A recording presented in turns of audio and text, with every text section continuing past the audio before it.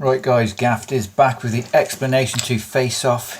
You do need some rough-in balm, some double stick tape, a deck of cards and a couple of gaff cards. Right, we have a 10 of clubs. This has got a tiny bit of double stick tape in the centre. You can see it in certain lights. I have actually run out of my restickable glue spray, so I'm using double stick tape. So you've got a little bit of double stick tape here. I've then got two other gaff cards. I have a 10 of diamonds on a blank back, and then I have a 10 of diamonds, 10 of clubs. This is printed. This is 1 card thick. This has been properly printed like this. This card is a regular back and it's got the face coated in rough-in balm, and this card has the back, I believe, is it the back? Yeah, the back of this card is coated in rough-in balm. In fact, there's no rough-in balm on the back of this card, it's just on the face of this card. Why I've got that is so that these two cards will stay together when you spread them, and it will look like one red backed 10 of diamonds, but it is in fact 2 cards. And a 10 of clubs with a bit of double stick tape here on a regular back. Any Scotch double stick tape will work, or double stick glue, whatever. I have got another gimmick in here as well, if I can find it. It is the 2 of clubs. The 2 of clubs has been crimped from the face this way, so at some point I can cut this card to the top of the deck. Why I've got this crimp card is, you're going to have a card with double stick tape on it. This card needs to be on the bottom, otherwise this tape is going to stick to something in the deck.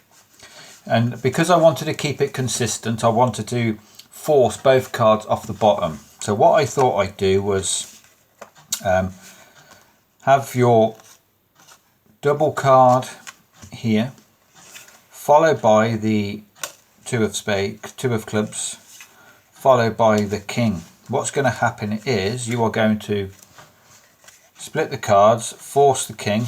Now the spectator is going to see the 2 of clubs here. Drop this down, take this card out, you'll cut the deck, and when you do that same process again, they will see a different card. That is the reason. So we'll go through that again. You're going to start out with your double card on the bottom, with your crimp card above it, followed by the force 10 with the double stick here. So basically I'm just forcing the bottom card, and I'm going to force the bottom card again in a minute. So all you need to do is, you could either say to your spectator, just call out stop for me as you riffle down, and you're going to cut at that point, swing cut the top portion into your hand and quickly turn the deck over. It looks obvious to you guys, but to the untrained eye, that almost looks like this card just came out the centre somewhere.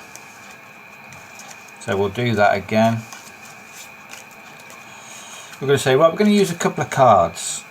You're going to pull out the 10. They will notice that this is a 2, hopefully. Take the 10 out. Now, because you've got that crimp card, you're going to have a great big break here that you can cut with your thumb. Cut it all back to the bottom. Now you will put the 2 of clubs on the top because it's got that crimp, and you will be left with this card on the bottom. So you're just going to do that same process again. You're going to cut the deck. You're just going to pull out this double card, drop this down, and spin this card out. You need to be a little bit careful with this one because it is a double.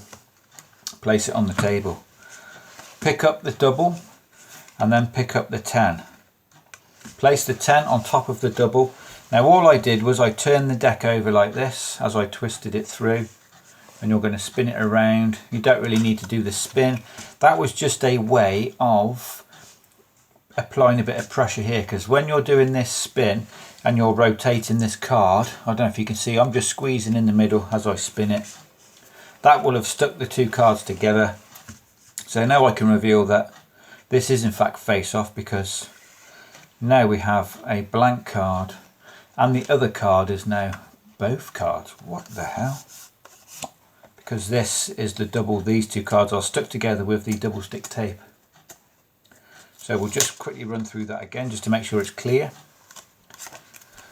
We've got your blank, regular face, and your split regular back with the roughing balm on the face, on the bottom of the deck, followed by your crimped card, wherever that is. Where's my crimp card gone? 2 of clubs. Followed by your crimped card, followed by your force card. Now if you want all this in the deck, be aware you've got double stick tape on this bottom card. So you could put it in the deck and just make sure that it doesn't stick. Because now you can just pull these cards out. You say, well, we're going to use a couple of cards. We'll take, say, the 10 of clubs out the middle, give the cards a cut at that break, and we'll have the 10 of diamonds. Put these 2 cards on the table, pick up the 10 of diamonds, pick up the 10 of clubs, show them both cards, do your magical spin, and as you're rotating the cards, just give it a good squeeze in the middle. And this is face off, because now we have a blank card and the other card is in fact both cards. What the hell? So that's how I did it, guys. The good old roughing balm, Gaffer's favourite lipstick, and a bit of double stick tape. Now this, like I say, is a professionally printed card. This isn't a gimmick card, it's one card printed in this manner. Works perfectly for this trick. I've got a few of these different values.